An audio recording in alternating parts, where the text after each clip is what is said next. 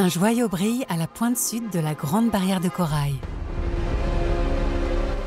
Une île corallienne à la croisée des courants où se rassemblent toutes formes de vie.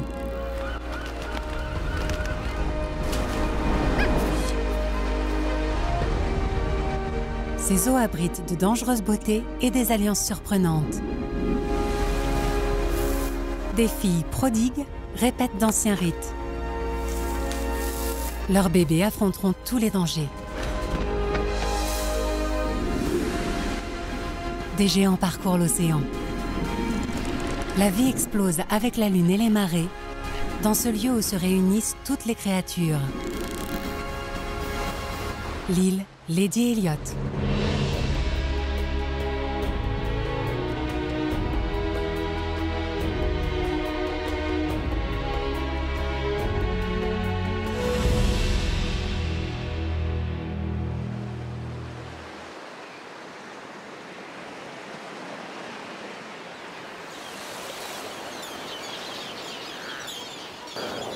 Nous sommes en novembre, le début de l'été en Australie. L'île Lady Elliot et ses récifs bouillonnent de vie.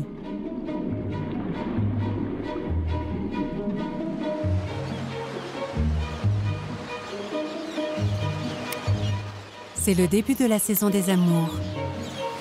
Les oiseaux marins s'accouplent et construisent des nids, dans toutes sortes d'endroits précaires.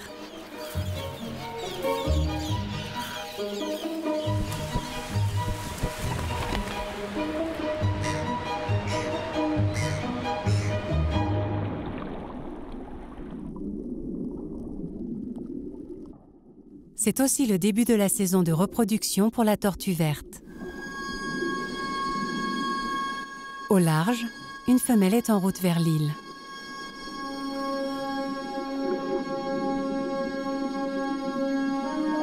Elle n'est pas seule. Des douzaines d'autres femelles se rassemblent près du récif.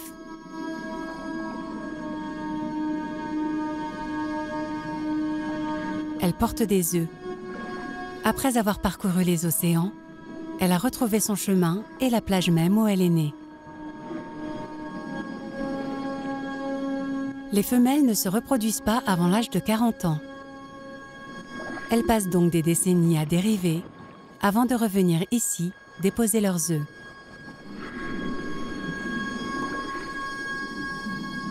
Personne ne sait vraiment où et quand elles se reproduisent. Mais elles sont capables de conserver le sperme de différents mâles durant plusieurs années.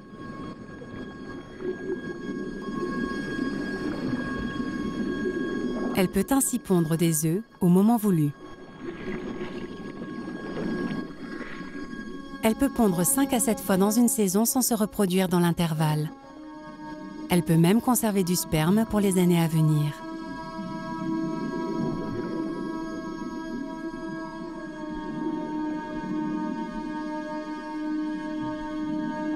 Le premier lot d'œufs est fécondé.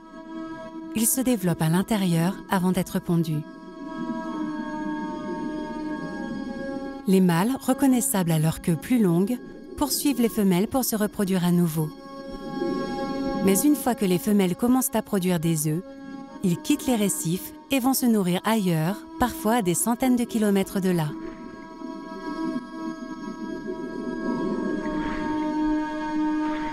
Les femelles enceintes restent ici, affamées. Une longue et éreintante saison de ponte les attend. Cette femelle et les autres se rassemblent et attendent le moment propice pour rejoindre la plage et pondre. Elle est toute légère dans l'eau, mais il lui faudra redoubler d'efforts pour traîner ses 150 kilos sur le sable.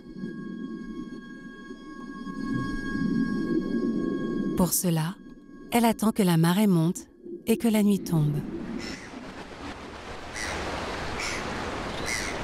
Tandis que les tortues vertes se préparent, l'île accueille des nuées d'oiseaux venus se reproduire. Les 4 hectares de l'île se recouvrent d'oiseaux marins. Quand certains construisent des nids, d'autres réutilisent celui de l'année précédente.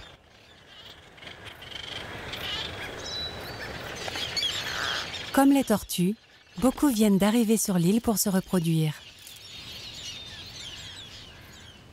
Située à la pointe sud de la Grande Barrière de Corail au sud du tropique du Capricorne, l'île Lady Elliot est une île corallienne. Elle est faite de débris de coraux, de sable, de coquilles léchées par les courants et les marées. Dépourvue des prédateurs du continent, cernée par des eaux poissonneuses. Elle attire aussi bien les tortues de mer que les oiseaux migrateurs.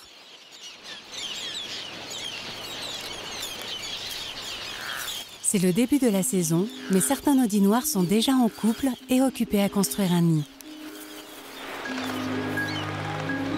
D'autres s'accouplent encore sur la plage. Mais il est dur d'avoir un peu d'intimité.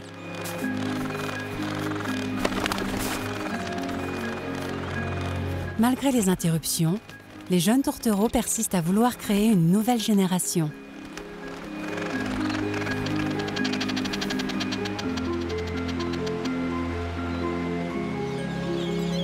C'est la première fois qu'ils vont nicher. Ils passeront les semaines à venir à choisir le bon endroit pour construire leur nid.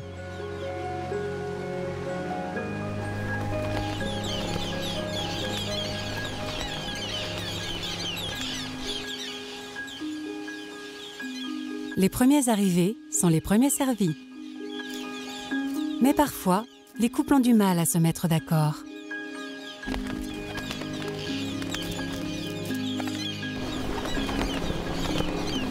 Beaucoup choisissent le casuarina sur la côte, qui reste à l'abri des cyclones et des tempêtes qui balayent l'île chaque année. Souvent, ils nichent sur les branches les plus solides près du tronc.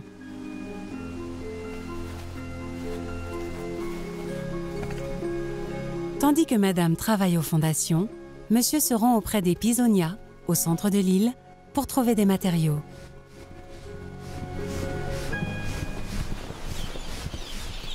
Mesurant jusqu'à 20 mètres, le Pisonia est l'arbre le plus haut de l'île et offre beaucoup d'ombrage. Un lieu idéal pour nicher. Ici, on vit de façon serrée. On compte 42 couples par arbre. Ce primo-accédant est là pour les feuilles du Pisonia qui recouvrent le sol. Il les sélectionne avec soin. L'humidité et la taille importent. Et pour ce mâle, plus c'est gros, mieux c'est.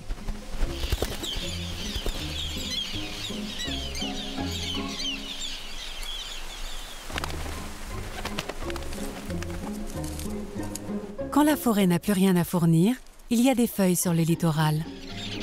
Mais certaines peuvent être difficiles à manœuvrer avec le vent. Ils collent les feuilles ensemble avec leur déjection. Il est urgent d'achever les constructions. La saison des cyclones approche avec ses vents à 80 km/h. Il faut se presser de pondre avant que les forces destructrices de la nature ne s'abattent sur l'île.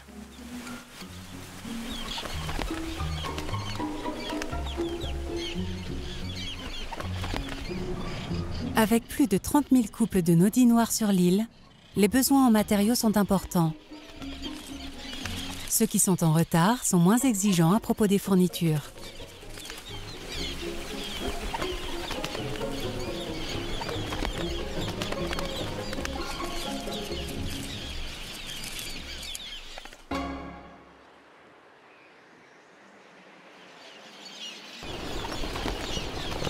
Après une bonne journée de construction et de pêche, les couples se réunissent pour dormir.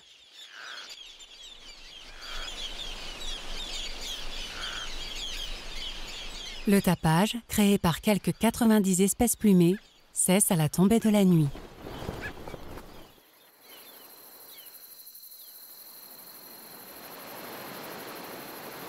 Sous l'effet de la lune, la marée est au plus haut et la tortue fait son apparition sur le sable.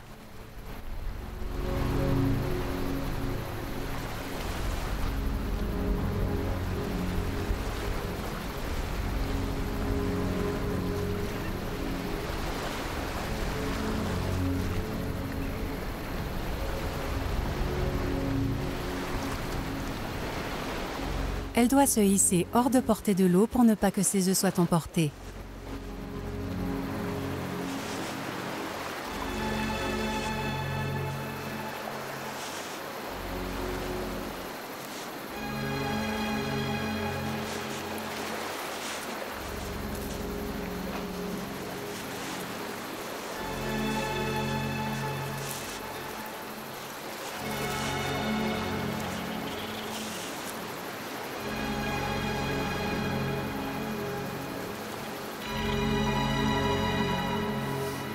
À l'aide de ses nageoires, elle creuse alors de façon méthodique une profonde cavité pour ses œufs.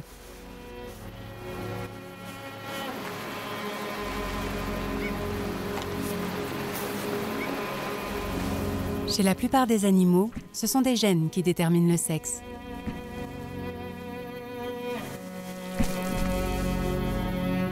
Chez les jeunes tortues, c'est la température du sable où les œufs sont enterrés qui en décide.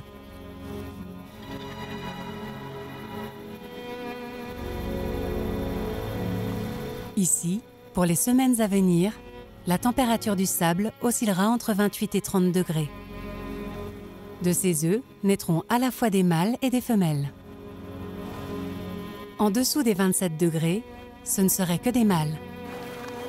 Au-dessus de 31, principalement des femelles. Durant la ponte, la tortue verse des larmes, un excès de sel qui vient protéger ses yeux des grains de sable. Après avoir pondu le dernier œuf, elle recouvre la cavité de sable, le tasse et en rajoute une couche pour ne pas que les prédateurs repèrent le nid.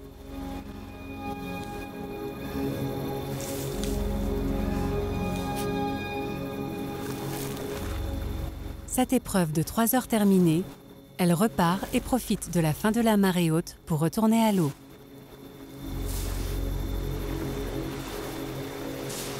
Elle s'y reposera durant une semaine avant de passer 3 jours à féconder les œufs grâce au sperme conservé.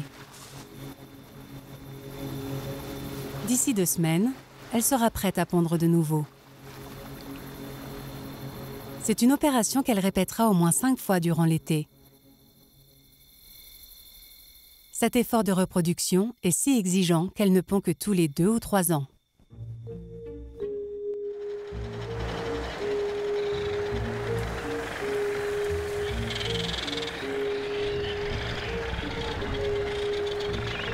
Les nodinoirs ont terminé leur nid.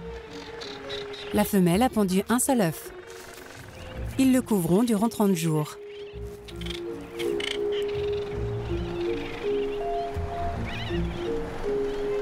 Les parents se relaient pour aller pêcher au large.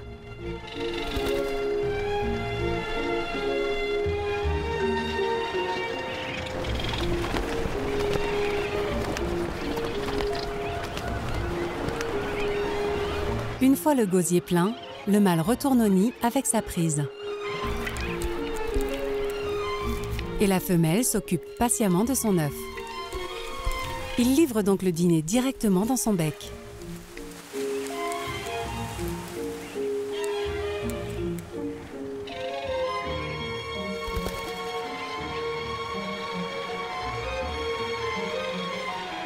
Vivre au sein d'une immense colonie n'est pas sans inconvénients.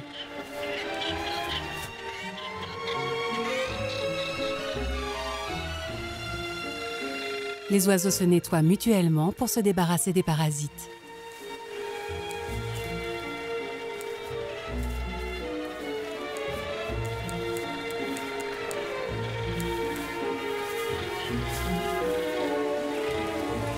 D'autres sternes ont un problème plus grand à affronter. Les mouettes argentées.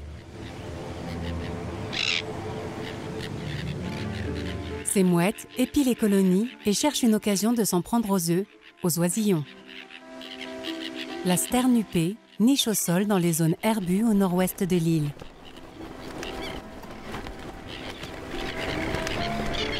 Les années où le poisson abonde, elles sont nombreuses.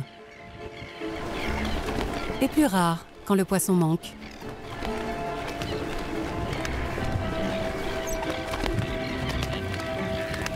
Les célibataires choisissent un emplacement. Les disputes de territoire sont alors fréquentes. Les femelles, elles, sont les bienvenues. La séduction passe par des mouvements de tête et des courbettes. Un rituel que les jeunes couples répètent même après la ponte.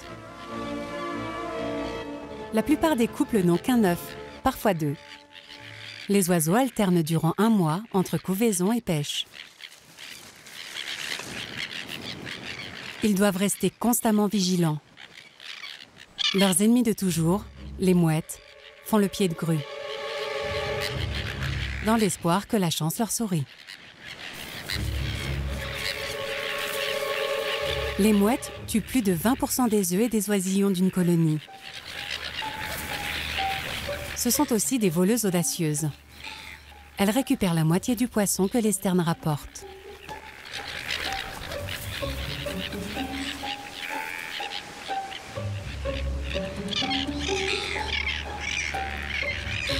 Pour se défendre, les sternes forment une barrière à la périphérie, claquent leur bec et crient leur mécontentement.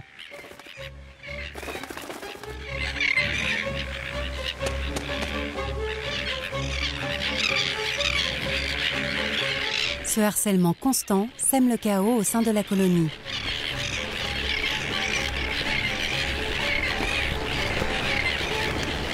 Et les sternes ne doivent pas seulement craindre les mouettes. Ni mammifères, ni reptiles ne sont présents sur l'île. Ce sont les mouettes, les râles et les aigrettes qui représentent une menace.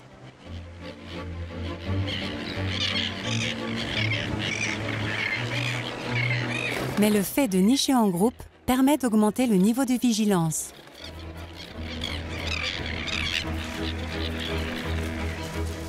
Les naudis noirs, les seuls à nicher dans les arbres, sont relativement protégés des prédateurs.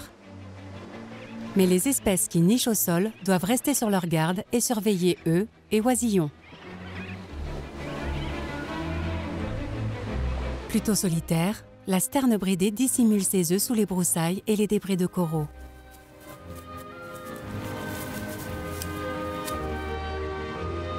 Celle-ci a choisi la base fourchue d'un casuarina. Avec cette forteresse de bois, plus besoin de surveiller de tous les côtés. Il faut être prudent. Les parents très protecteurs ne toléreront pas la présence d'autres oisillons.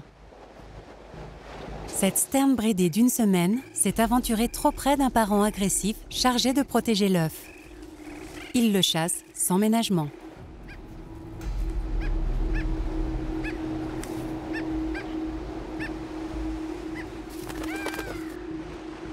Ses parents peut-être perdus au large, l'oisillon finit par trouver une famille d'accueil où l'on couve encore un œuf.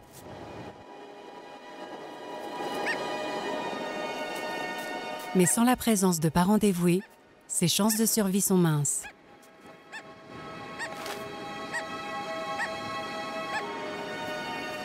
Le relais pour la couvaison se poursuit sans discontinuer durant 4 semaines.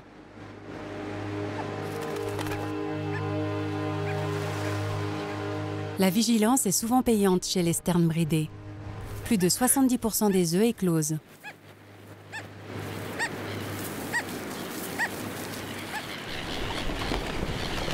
Le nombre d'oiseaux atteint son maximum en été, quand l'île et les eaux environnantes accueillent plus de 50 000 individus.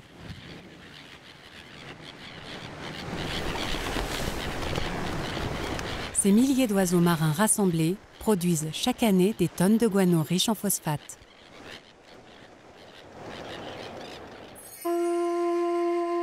Autrefois, l'île Lady Elliot était une sorte de paradis du guano. Elle a été intensément exploitée au XIXe siècle. Les premiers mineurs sont apparus sur l'île en 1863 et sont restés toute une décennie. Suite à l'extraction du guano, une pratique destructrice, près d'1 mètre de sol a disparu. À l'exception de 8 pisonias, toute la végétation de l'île a été anéantie.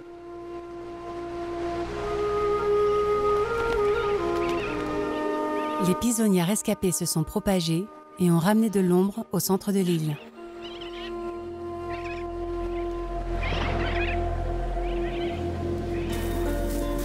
Ce sont les oiseaux qu'il faut remercier. Chaque année, 10 à 20 tonnes d'azote sont transmises aux eaux souterraines dans lesquelles les pisonias plongent leurs racines.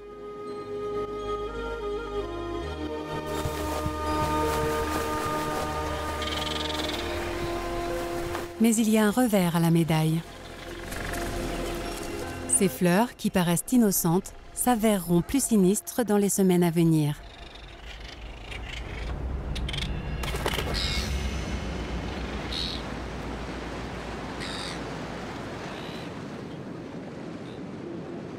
Nous sommes au plus fort de l'été. Cela fait 2 semaines que la tortue est venue pondre. Son deuxième lot d'œufs arrive bientôt à maturité et elle a de la compagnie dans le lagon. La température de l'eau a monté, les jours s'allongent. Les raies à taches noires, elles aussi, se rassemblent pour se reproduire.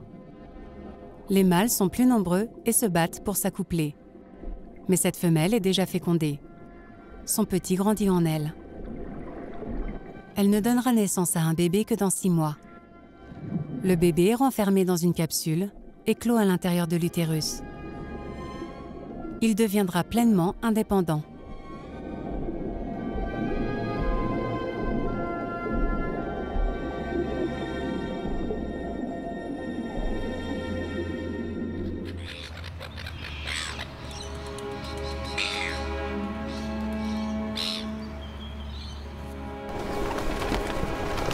À la mi-été, la température de l'air est de 40 degrés. Le rayonnement UV est à son maximum. Les coraux ont développé un moyen de défense.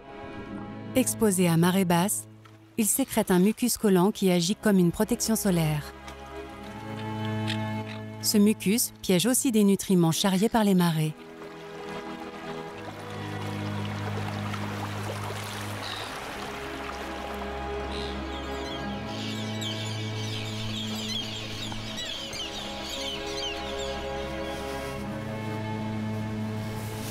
Une nouvelle journée commence. La tortue a terminé de déposer le deuxième lot d'œufs, cette fois-ci au sommet des dunes.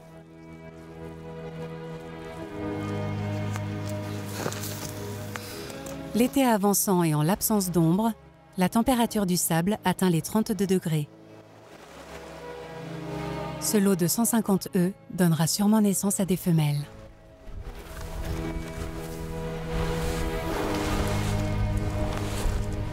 Elle retourne à l'eau pour préparer un autre lot. Le 3e de la saison.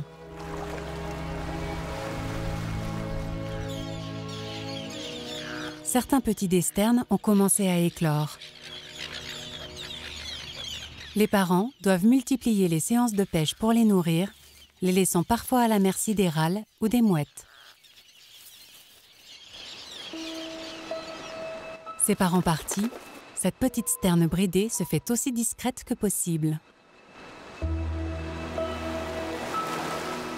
L'un des parents l'observe depuis le ciel.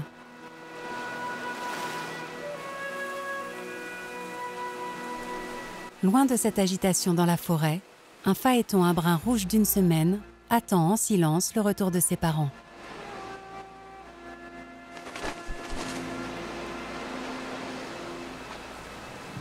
Dormir est un moyen d'économiser l'énergie utile pour grandir. Bien que simple, le nid, choisi par son père, est à l'abri du soleil.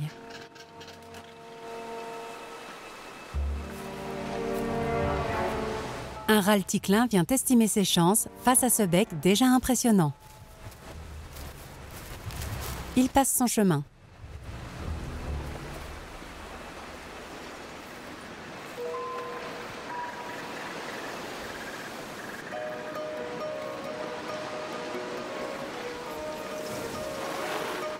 Nous sommes en janvier. Le solstice d'été est passé. La ponte des tortues se poursuit. Chaque nuit, des centaines de femelles profitent de la marée montante pour se rendre sur la plage. Parmi elles, celle qui a déjà pondu 2 fois cette saison.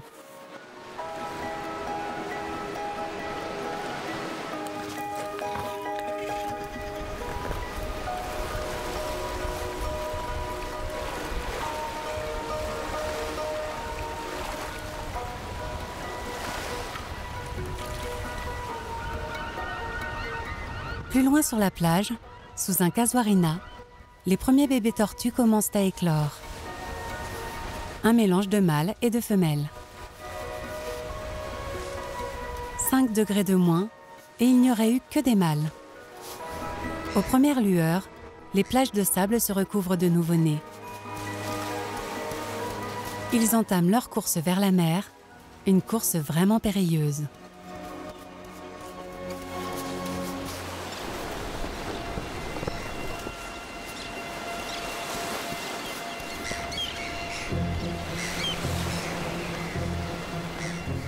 Ces bébés tortues sont sans défense. C'est un massacre. Des quelques 20 000 bébés qui émergeront du sable, seulement la moitié survivra plus de 24 heures.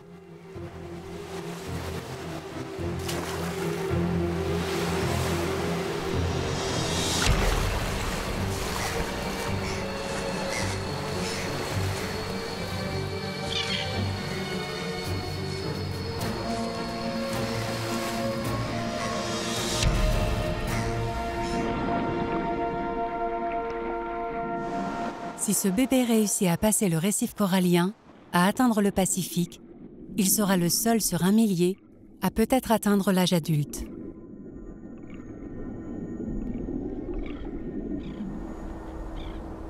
Il y a au large une force capable d'embarquer les bébés tortues loin des dangers qui existent près de l'île. Le courant est australien, le CEA, un courant chaud qui mène au sud des tropiques. Ce courant, qui circule à la vitesse de 7 km/h, est l'un des plus rapides du Pacifique Sud. Il déplace à chaque seconde 14 millions de mètres cubes d'eau. Ce courant fait près de 100 km de large et plus de 1500 mètres de profondeur.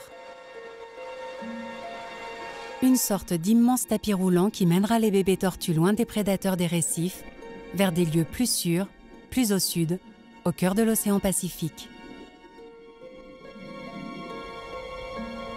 Durant les 10 ans à venir, les années dites perdues, ils se laisseront porter à travers l'océan avant de retrouver les eaux riches de la Grande Barrière de Corail.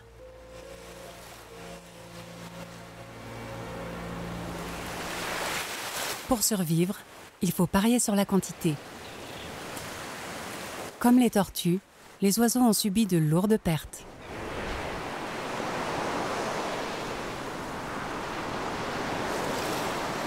Nous sommes au début de l'automne. Une série de tempêtes a dévasté l'île. La côte est a essuyé des vents forts. Des arbres ont été déracinés. Des oisillons et des œufs délogés.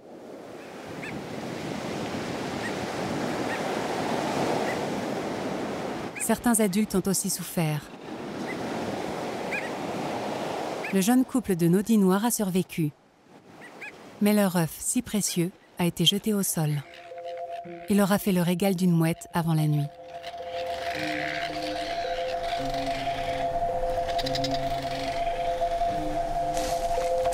Les nodis qui nichent dans la forêt au centre de l'île ont été relativement épargnés par la tempête.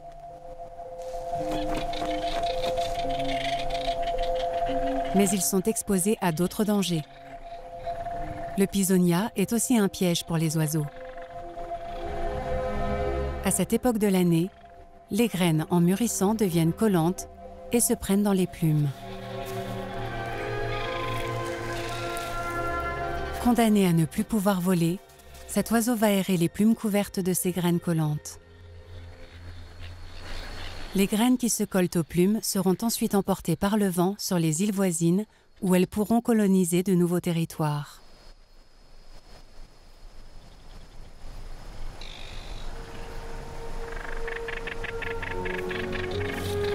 Ce jeune phaéton a survécu à la tempête sous l'œil vigilant de ses parents.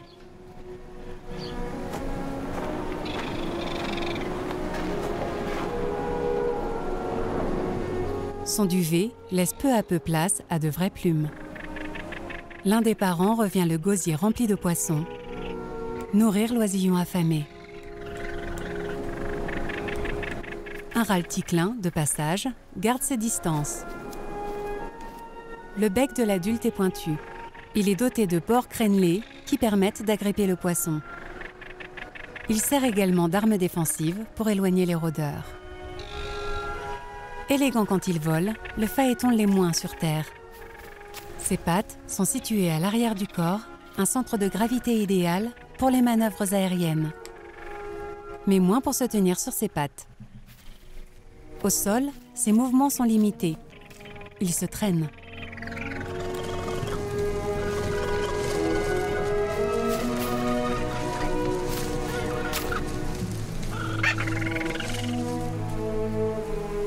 Prenant environ 15 grammes par jour, l'oisillon doit s'épaissir avant de devenir indépendant. Il est constamment affamé.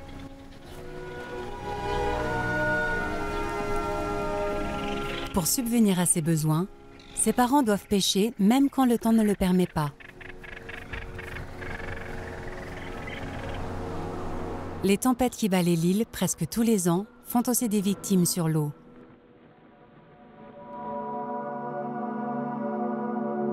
Les récifs qui encerclent l'île sont aussi dangereux qu'ils sont beaux. Leurs structures calcaires irrégulières sont depuis longtemps la hantise des marins. En 1999, ce yacht à coque d'acier a été victime d'une violente tempête. En moins de 2 décennies, le récif se l'est approprié. Il est recouvert d'algues, habillé de coraux. À leur tour, ces organismes sédentaires attirent toute une faune marine. Un lieu fréquenté par des bancs de poissons chirurgiens et de gâterins.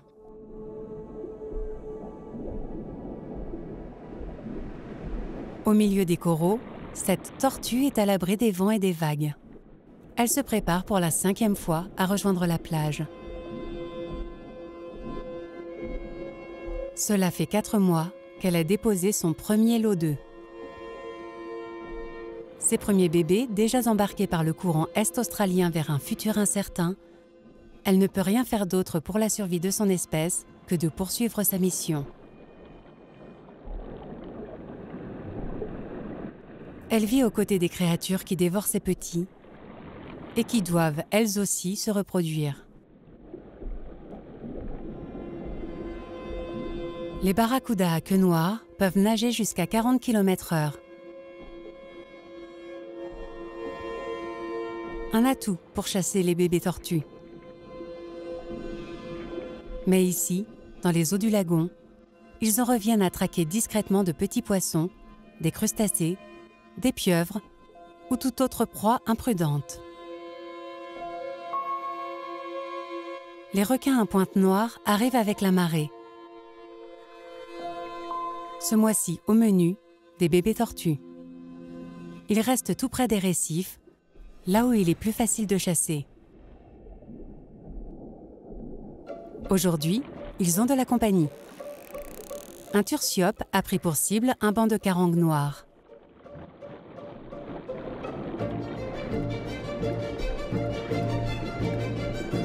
Mais il semble plus enclin à s'amuser qu'à se nourrir.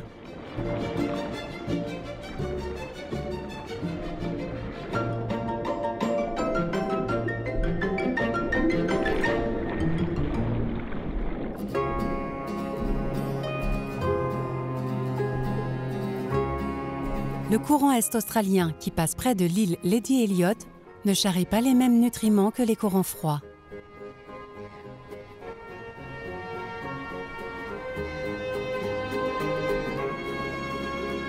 Les récifs coralliens sont pleins de vie. La plupart des créatures trouvent ce dont elles ont besoin auprès d'elles.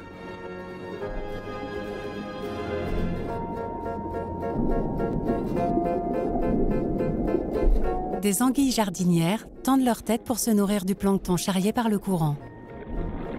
Seule une moitié de leur corps gracieux dépasse du sable. L'autre moitié reste logée dans un tube scellé par leur propre mucus. Elles disparaissent au moindre signe de danger.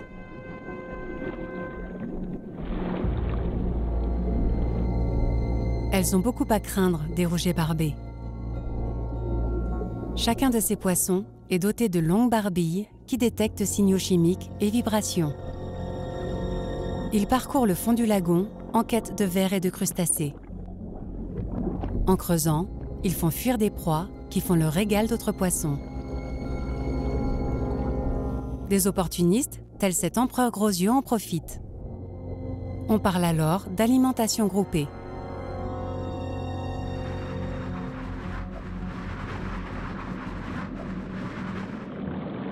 Le récif repose sur un ensemble complexe d'interactions. Le concombre de mer en vit une des plus étranges.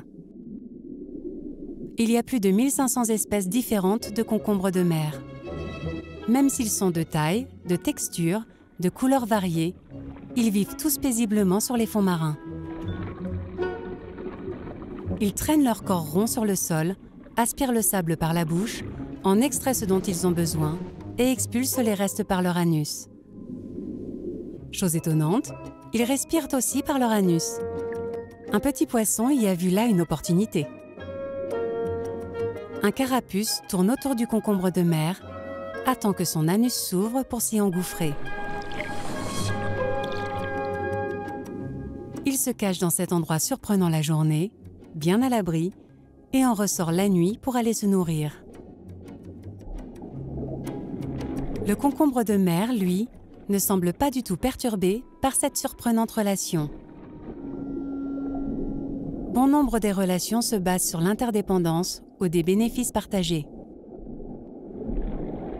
Les poissons clowns vivent en symbiose avec les anémones. Les tentacules de l'anémone sont couverts de cellules urticantes qui repoussent les intrus. Mais le poisson clown est couvert d'un mucus protecteur. L'anémone protège le poisson clown qui, en retour, nettoie son hôte, lui fournit des nutriments et éloigne les prédateurs.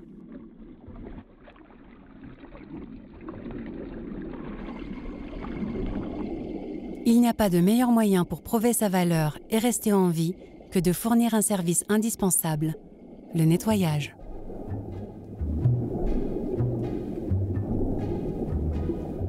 Ces gatrins, prédateurs, se rassemblent ici pour bénéficier des services offerts par un petit poisson dont ils ne feraient qu'une seule bouchée.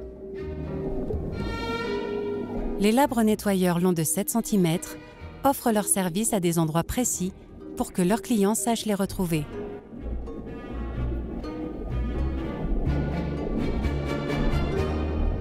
Des créatures de toutes formes, de toute taille viennent ici pour être débarrassées des parasites et des peaux mortes.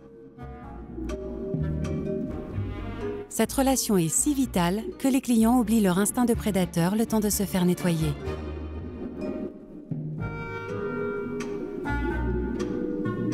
Tout au long de l'année, la demande est forte. Une tâche plus imposante s'annonce.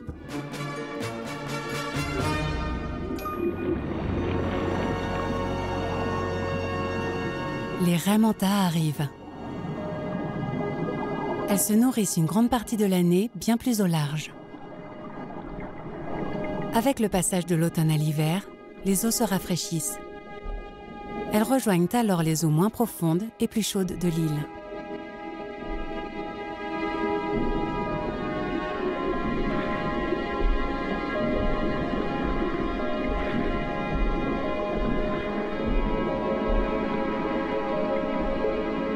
Les raies géantes se nourrissent des organismes les plus petits, le plancton, en filtrant l'eau dans leurs branchies. Entre deux repas, elles se rendent à la station de nettoyage pour garder leurs immenses branchies en parfaite condition. Certaines années, plus de 450 raies se réunissent ici l'hiver. Avec une envergure de 3 mètres, ces créatures semblent se déplacer en volant. L'île constitue l'un des plus grands points de rassemblement pour les raies, à l'est des côtes australiennes.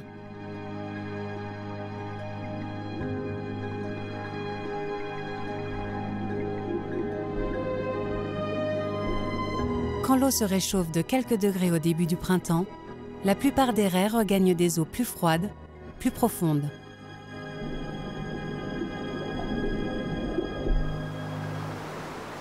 La tortue femelle a elle aussi quitté l'île Lady Elliot.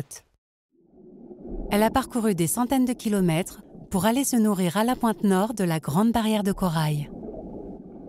Elle se nourrit de plantes aquatiques et se remet de la période de ponte.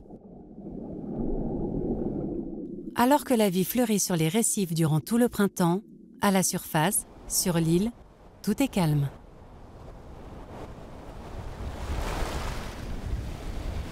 Le printemps est la saison la plus sèche et la plus ensoleillée. Les oiseaux migrateurs sont partis.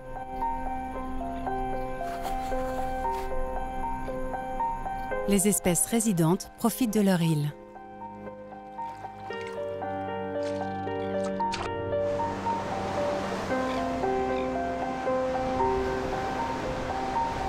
Les aigrettes sacrées parcourent le littoral.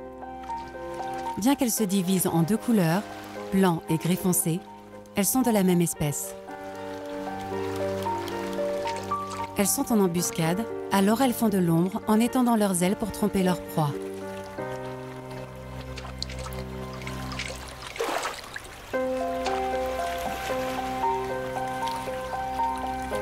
Qu'elles chassent de jour ou de nuit, elles profitent de la marée basse pour saisir facilement leur proie.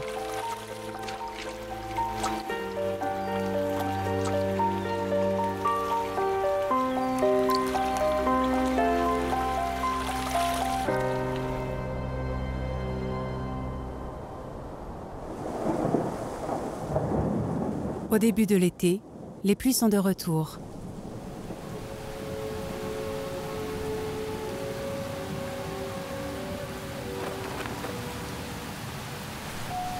Certains oiseaux marins les accompagnent.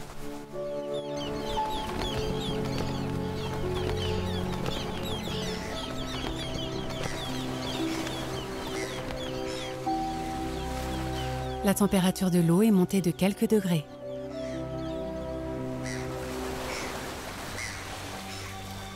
La lune influe sur les créatures des récifs les plus petites, mais les plus influentes,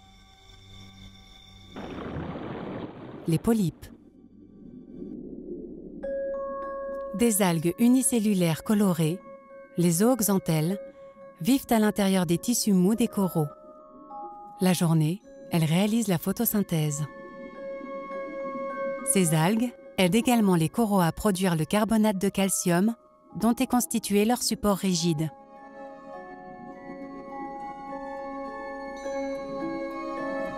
La nuit, les polypes révèlent une autre nature. Ils se changent en carnivores, armés de tentacules urticants pour capturer de minuscules proies. Ils ne sont pas aussi immobiles qu'on ne le pense. Ils se lancent dans des guerres de territoire avec leurs voisins. Les polypes se retrouvent tentacule contre tentacule pour protéger leur portion de récif. Ils projettent des sortes de filaments qui peuvent agresser puis digérer leurs rivaux.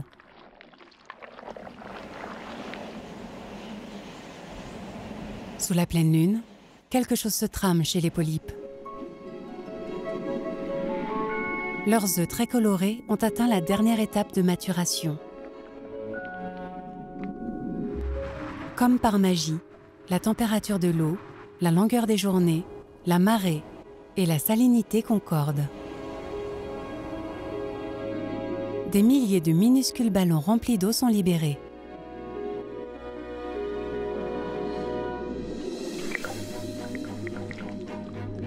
Par cette nuit de décembre, comme cela se produit ici depuis des milliers d'années, des millions de polypes frais en même temps. Ces œufs, remplis de lipides, rejoignent rapidement la surface où ils sont fécondés par le sperme qui vient aussi d'être libéré. Ils deviennent de petites larves à la dérive qui se fixent sur le récif pour donner naissance à de nouveaux polypes. Ils ont attendu 1 an l'arrivée de ces nuits d'été spéciales pour jouer leur rôle dans le développement de la plus grande structure vivante au monde, la Grande Barrière de Corail. L'île Lady Elliot est peut-être l'ultime joyau de ces récifs, mais elle tient une place essentielle dans la vie des créatures spectaculaires qui dépendent d'elle.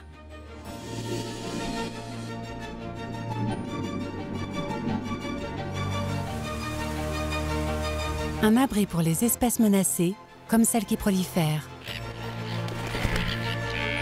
Le théâtre d'étranges relations et de larges massacres. Un lieu de vie pour des créatures de tout horizon. L'île d'Eddie Elliott est un lieu exceptionnel.